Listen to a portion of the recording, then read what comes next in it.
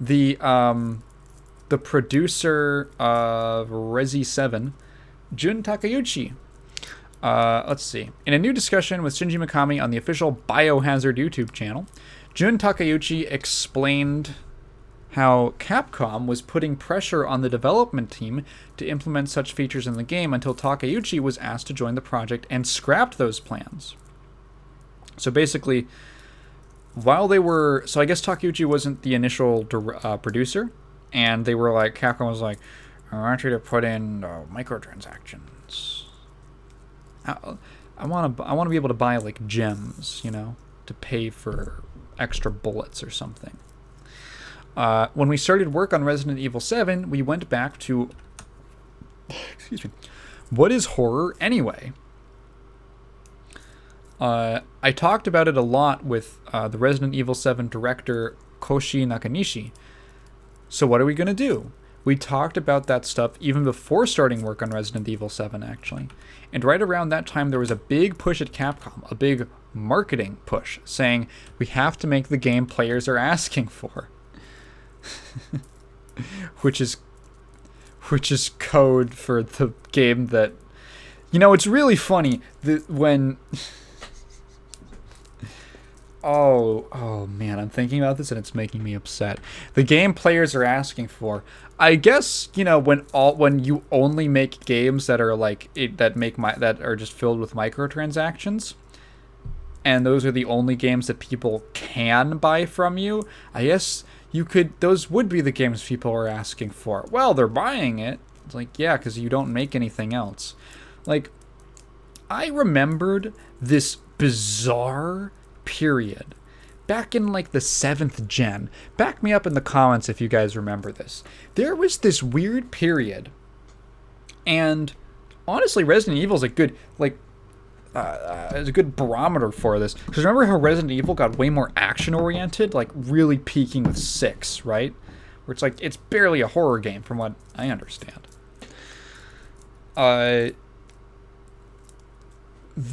There was this period of time in the 7th generation where big AAA publishers, like I'm talking, maybe not 7th gen, like it started in the 7th gen. I remember thinking about this in like 2014, where big publishers just decided that people didn't want to buy horror games anymore. They just decided that. They were like, and there was nothing to influence this. It wasn't like horror games had been on the decline or anything. Horror games did pretty much as well as they always did. You know what I think it was? I think it was fucking Modern Warfare. I'm gonna say it. I think it was Modern Warfare. I think when that game came out, it blew. It had such a cultural presence that every like, and it came out in this specific time. Right? Because Halo also had a huge cultural presence. Doom also had a huge cultural presence. But those games came out before a lot of big publishers were dominated by people from outside the games industry who had been in like physical goods, marketing and stuff like that, finance. I think when Modern Warfare hit, this is just I have got nothing to back this up besides just observation. I think when Modern Warfare hit, all of these new people who didn't really know anything about games or gaming history or market long-term like trends in marketing or the culture of the gaming audience or something like that, they were like, oh, this game made the most money ever. Everything that's not that, people we should just do. So there was just like this hyper focus on we need to recapture the moment of Modern Warfare. And I think it led to this pushing aside of for a lot of publishers, not everyone of course, you'll always find exceptions, but for a lot of publishers it was just this pushing aside of every other genre because it didn't match what they were going for, which was we need Modern Warfare again. Obviously, I don't need to... I feel like I shouldn't have to reference, even though it feels so long ago, thankfully. I shouldn't have to reference the deluge of COD clones that came out in the 7th gen. And even the 8th gen. But I feel like they saw this and they were like, oh, everything else, people don't want that. What they really want is modern warfare.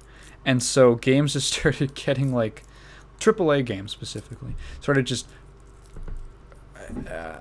catering more and more towards that kind of an appeal.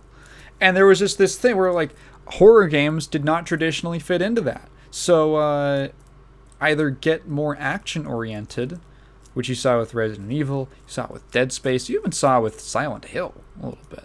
Later Silent Hill games were more, not all of them, but were more action oriented, more combat combat heavy.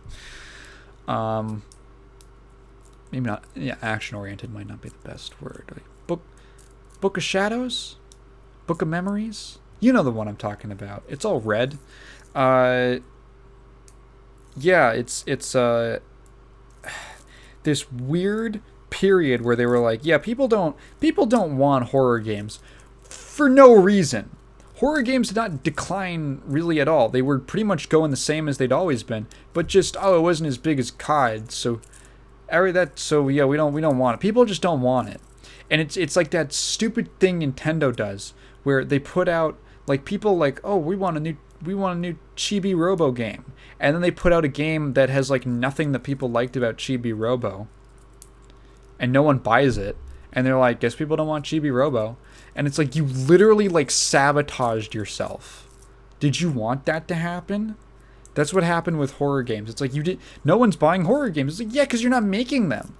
And then 100 indie games filled that void because people actually like horror games. People were just like, oh, I guess people like them. Yeah, you fucking idiot. Jesus Christ. Getting back to the interview, Takeuchi continues,